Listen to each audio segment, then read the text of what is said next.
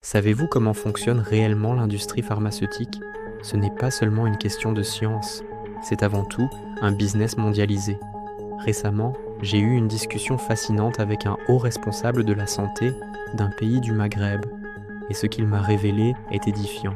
Je lui ai demandé pourquoi tant de traitements semblent gérer les maladies sur le long terme au lieu de les guérir. Sa réponse a été cash. Les modèles économiques favorisent les traitements chroniques. Pourquoi? Parce qu'ils sont plus rentables et beaucoup plus prévisibles pour les investisseurs que des solutions qui guériraient définitivement les patients.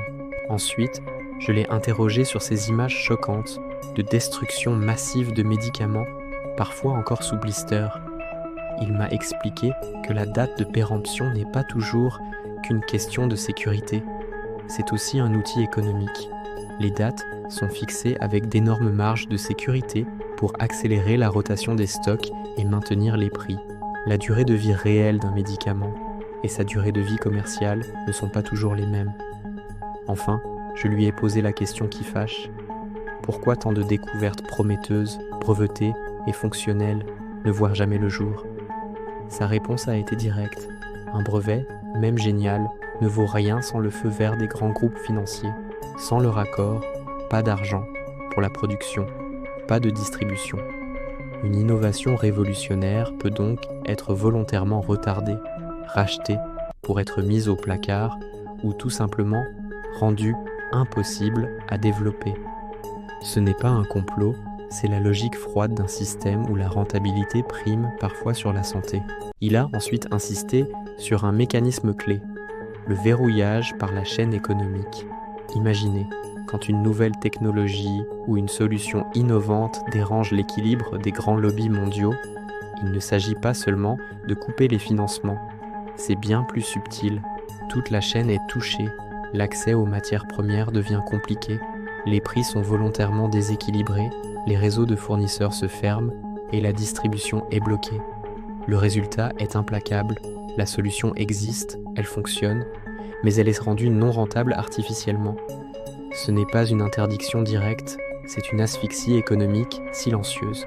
Pour rendre ça plus concret, je lui ai posé une question sur l'eau. Pourquoi, en France, un pays où il pleut beaucoup, on nous répète sans cesse que l'eau est une ressource rare et précieuse?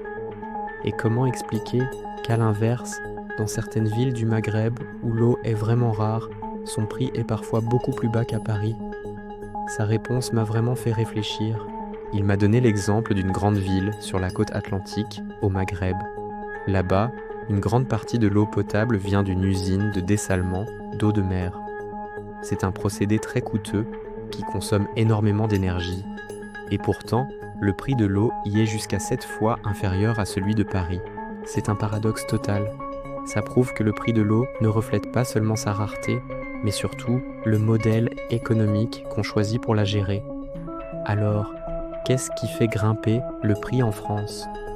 Selon ce haut fonctionnaire, un autre facteur est la spéculation autour de l'entretien des réseaux. Chez nous, l'entretien est éclaté entre plusieurs acteurs, mis en concurrence et soumis à des logiques de profit. Chaque intervention est répercutée directement sur votre facture. L'entretien n'est plus vu comme un service public essentiel, mais comme une source de rentabilité. On se retrouve donc avec deux modèles complètement opposés. En France, on nous dit que l'eau est rare pour nous faire culpabiliser. On limite la consommation par des prix élevés et des contraintes, ce qui permet de repousser les gros investissements nécessaires. Le citoyen devient la variable d'ajustement. Dans les pays du Maghreb cités, la rareté est un fait. L'eau est vue comme un enjeu stratégique. L'État investit massivement dans des infrastructures coûteuses et absorbe une partie des coûts collectivement. On préfère investir plutôt que de moraliser le consommateur. Au final, que ce soit pour la santé, l'innovation ou la gestion de l'eau, la logique est la même. On nous parle de rareté, on limite les investissements publics et on fait peser la contrainte sur l'usager. Ce n'est pas un complot, mais un choix de modèle économique. La vraie question n'est pas de savoir si la ressource existe, mais plutôt de se demander qui paie la facture et surtout, qui décide de ne pas investir. Merci d'avoir regardé cette vidéo jusqu'au bout. Si ce sujet vous intéresse, n'hésitez pas à vous abonner pour ne rien manquer. À très bientôt.